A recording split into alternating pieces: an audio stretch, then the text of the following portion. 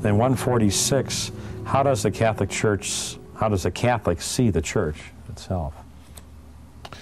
Well, if the Catholic sees the Church correctly, because there are some Catholics who don't see the Church correctly, and then I cannot go into how those see it, those who don't see it correctly, because it's like arithmetic. You ask me, which are the wrong answers? Yeah, right. Well, the wrong answers are as many as there are students who don't know the correct answer. Mm-hmm. So if the students who got the wrong answer are 300, then the wrong answers are 300. There are as many as there are students who are wrong. But the correct answer is only one.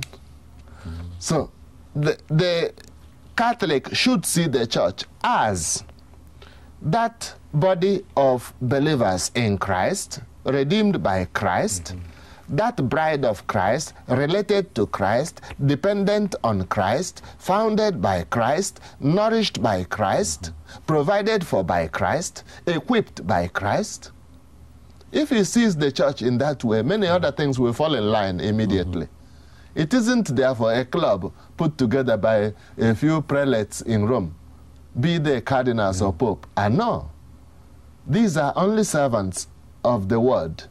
I think this is one of the things we have to be careful of too, because sometimes people might say, well, this is the American church, or that's the German church, or that's the African church. But in a way, they got to be so careful because we're part of the universal church, and we can't have different beliefs in the United States as you have in Africa or they would have in other parts of the world. It's a universal church. It must be the one Catholic Church. Right.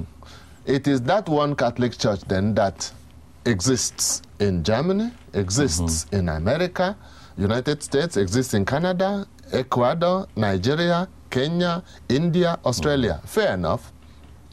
And in each country then the Church has to be local.